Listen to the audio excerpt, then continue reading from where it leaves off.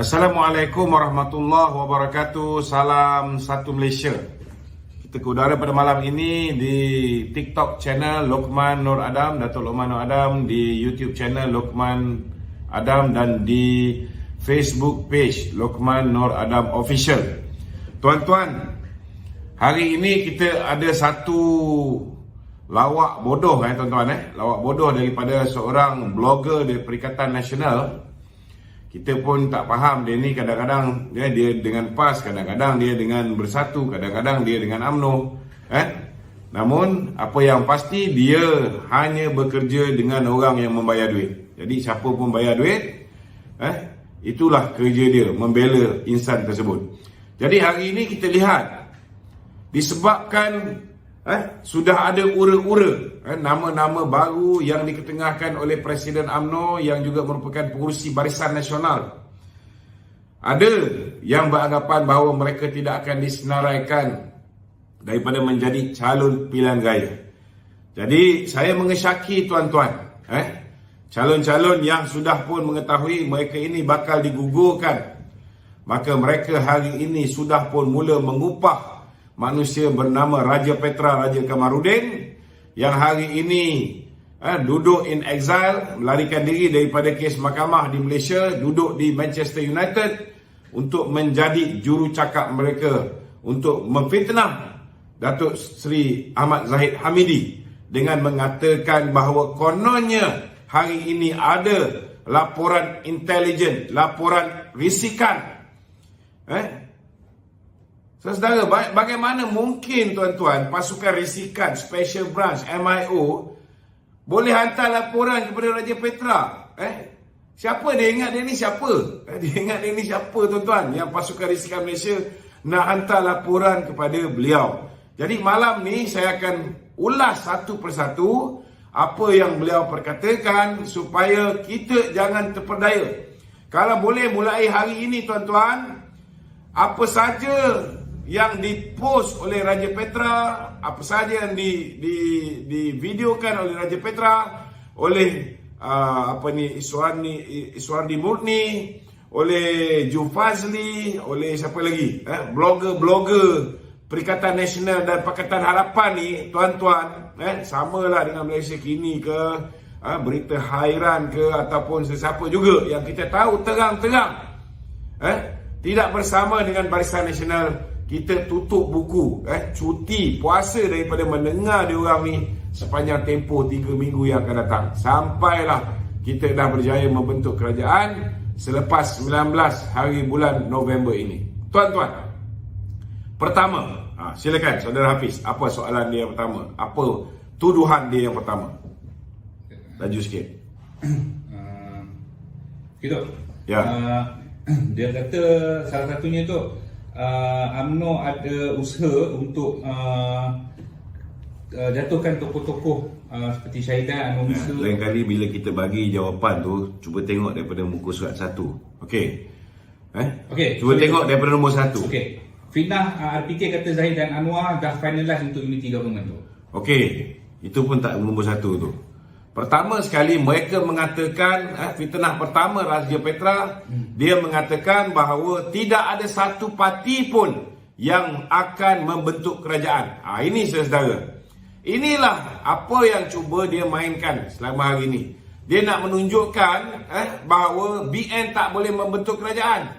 Kerana sekiranya BN boleh membentuk kerajaan, tuan-tuan, mereka tidak boleh bekerjasama balik dengan Bersatu, tidak boleh bekerjasama balik dengan PAS.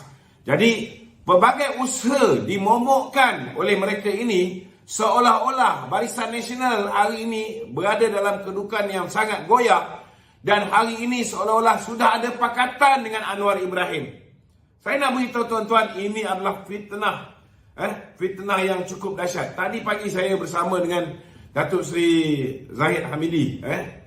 Saya dengar sendiri daripada mulut Datuk Seri Zahid bagaimana beliau berasa sedih melihat Datuk Seri Najib.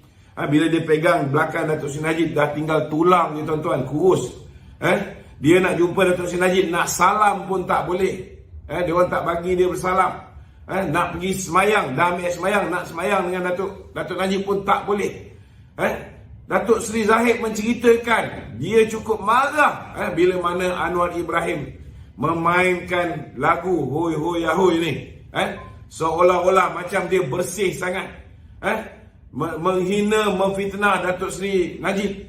Saudara, dan hari ni saya dengar daripada mulut Datuk Seri Zahid sendiri menceritakan bagaimana bila Anwar duduk dalam penjara, Datuk Seri Zahid telah meminta bantuan daripada Datuk Seri Najib. Datuk Seri Najib telah membenarkan supaya Anwar diberikan peluang untuk duduk di rehab center Ceras. Sedangkan bila Datuk Seri Najib ditempatkan untuk proses rehab di Ceras, laju je nak dihantar ke penjara Kajang balik.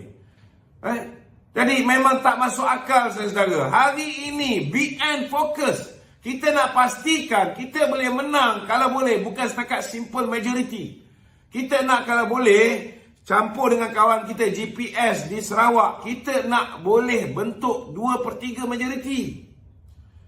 Tak timbul soal kita nak buat unity government dengan Anwar Ibrahim seperti mana yang difitnah oleh Raja Petra, tuan-tuan. Apa yang dia cuba buat ini, saudara, ialah untuk memastikan rakyat tidak mengundi Barisan Nasional, supaya peluang Perikatan Nasional untuk mendapat undi orang Melayu ni akan ada.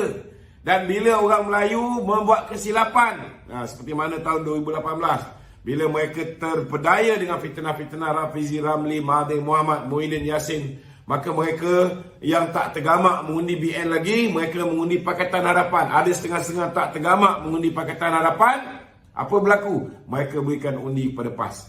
Inilah yang mereka cuba buat. Dia tahu dia tidak ada kekuatan untuk mendapatkan sokongan orang Melayu. Jadi cara dia kata kita nak berpakat dengan Anwar Ibrahim. Dia kata kita nak mengangkat Anwar Ibrahim sebagai Perdana Menteri. Tuan-tuan, apa kebodohnya? Tuan-tuan fikir Datuk Zahid ni bodoh ke nak mengangkat Anwar Ibrahim menjadi Perdana Menteri? Saudara, hari ini satu dunia dah tahu siapa Anwar Ibrahim. Walaupun dia dapat pengampunan diraja, dia tidak boleh buang status dia sebagai peliwat negara. Takkan kita nak angkat orang macam ni menjadi Perdana Menteri? Datuk Zahid orang agama, dia tahu saudara benda ni. Begitu juga kenapa kita tolak Azmin Ali. Tuan-tuan, kerana masalah yang sama, seks luar tabi'i. Orang macam ni, tuan-tuan, saudara, agama kita tegak. Tak boleh kita angkat menjadi pemimpin. Lebih-lebih lagi, hari ini kita sudah bersedia untuk membentuk kerajaan secara bersendirian. Kalau ada pun kita gabung dengan kawan kita GPS, tuan-tuan. Tetapi seperti mana biasa, saudara, Raja Petra hari ini digunakan oleh puak-puak yang hari ini sudah mengetahui mereka tidak dicalonkan balik. Saya nak beritahu dengan tuan-tuan, dia menyebut beberapa nama. Cuba sebut nama-nama yang dia sebut. Dia menyebut nama Tan Sri Anwar Musa, dia menyebut nama Syahidan Kasim, dia menyebut nama Salim Jempol, Zahidi. Orang ni semua. Saya nak beritahu dengan saudara, kalau kita berada di kedudukan Presiden UMNO, berada di kedudukan pengurusi Barisan Nasional, kita hari ini sudah ada pengalaman bila mana Barisan Nasional membentuk kerajaan dengan Perikatan Nasional. Kita bersama dengan Bersatu, kita bersama dengan PAS. Walaupun kita dah ampunkan Muhyiddin, walaupun kita dah mengatakan bahawa kita bersedia untuk memaafkan orang yang khianat kita. Kita bersedia memaafkan Muhyiddin yang telah bercium mulut dengan Lim Guan Eng, dengan Lim Kit Siang untuk menjatuhkan Barisan Nasional. Kita ampunkan dia. Kita angkat dia pula menjadi Perdana Menteri. Tapi akhirnya apa yang berlaku, tuan-tuan? Akhirnya kita ditikam balik. Akhirnya kita diperlekeh, kita dibuli, duit kita ditahan. Pemimpin kita nak dipenjarakan. Last kali kita arahkan MP Barisan Nasional untuk tarik sokongan daripada Muhyiddin. Jadi tuan-tuan jangan lupa, ketika itu hanya beberapa belas orang yang setuju tarik sokongan terhadap Muhyiddin. Hanya beberapa belas orang.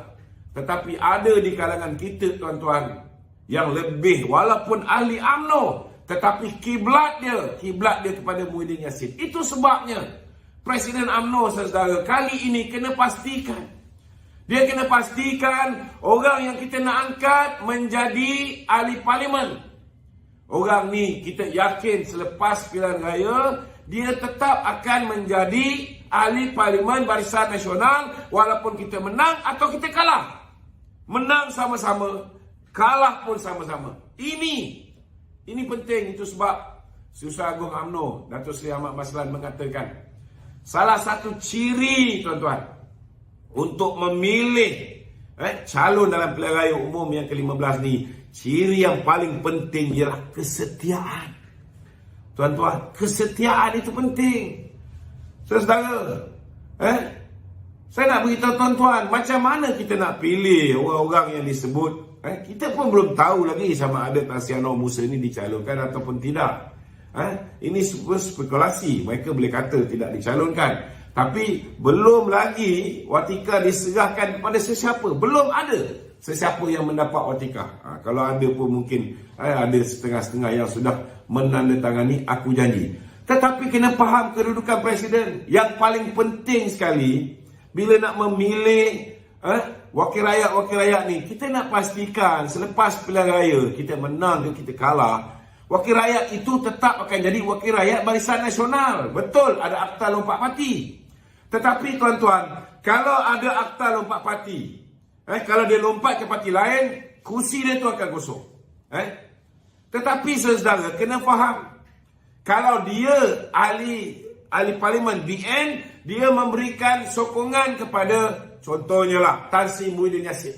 Kita pun bukan tak tahu, ada perjanjian yang mengatakan dalam pilihan raya umum yang akan datang, Muhyiddin perlu diangkat menjadi Perdana Menteri. Kalaulah benda ni betul, kita anggaplah benda ni tak betul, walaupun kita pun tahu, bukan kita tak tahu. Katalah benda ni betul, saudara. Kalau benda ni betul, saudara, apa jadi? Bila kita silap meletak orang, tuan-tuan, walaupun dia ahli UMNO, walaupun dia ahli Parlimen Barisan Nasional, dia bagikan SD menyokong Tan Sri Muhyiddin Yassin menjadi Perdana Menteri Malaysia. Apa jadi, tuan-tuan? Adakah dia hilang kerusi ahli parlimen dia? Tidak. Dia tidak hilang kerusi ahli parlimen dia. Kalau parti marah, parti pecat dia, adakah dia hilang kursi parlimen dia? Tidak juga. Jadi akta lompat parti ni masih ada loopholes, masih ada kelemahan. Saudara, itu sebabnya bukan hanya keputusan nak memilih calon pilihan raya ni ditentukan oleh presiden seorang. Ianya ditentukan oleh top 5 juga. Presiden UMNO memainkan peranan, timbalan Presiden UMNO memberikan pandangan, begitu juga dengan naib Presiden UMNO Datuk Seri Ismail Sabri, begitu juga dengan Datuk Seri Mahathir Khalid, begitu juga dengan Datuk Seri Khalid Nordin. Berlima ini berpakat untuk memilih calon. Memang sudah pasti last kali keputusan dibuat oleh Presiden Parti demi memastikan kepentingan masa depan Barisan Nasional terjamin. Jadi kita mintalah kawan-kawan kita yang tidak tercalon ataupun kawan-kawan kita yang menjangkakan diri mereka ini mungkin tidak tercalon, belum pun ada keputusan rasmi, kita minta janganlah rosakkan parti dengan mengarahkan manusia bernama Raja Petra ni mengeluarkan kenyataan-kenyataan fitnah, mengatakan ada laporan risikan kononnya UMNO sudah finalize, sudah putuskan. Apa mengarut ni, tuan-tuan? Kononnya UMNO dah putuskan nak bekerjasama dengan Anwar Ibrahim. Dan yang lebih pelik, nak angkat Anwar Ibrahim menjadi Perdana Menteri. Tuan-tuan fikir kita orang ni tunggul kayu ke, tuan-tuan? Saudara, adakah kita orang ni tunggul kayu? Saya nak beritahu dengan saudara, Pakatan Harapan belum tentu boleh dapat 80 kursi, tuan-tuan. Belum tentu boleh dapat 80 kursi. Jumlah kursi yang mereka dapat dulu kerana ada sokongan 25% orang Melayu. Saudara, 25% orang Melayu dah tengok macam mana Pakatan Harapan memerintah. Kita lihat di Melaka, kita lihat di Johor, kita tengok dengan mata kepala kita sendiri. Sokongan terhadap Pakatan Harapan merosot dengan amat dahsyat sekali. Tetapi tuan-tuan, kalau misalnya kita terpedaya dengan manusia macam Raja Petra ni, maka ada setengah-setengah yang takut Barisan Nasional berpakat dengan Anwar. Mereka memberikan sokongan kepada Muhyiddin Yassin. Mereka berikan sokongan kepada Parti Perikatan Nasional. Akibatnya saudara, undi yang membolehkan Barisan Nasional memenangi pilihan raya ditarik dan dirosakkan dengan mengundi Perikatan Nasional yang tak boleh membentuk kerajaan. Maka bila BN kehilangan banyak kerusi, inilah yang akan menyebabkan Pakatan Harapan akhirnya diangkat menjadi Perdana Menteri dan kerajaan yang memerintah.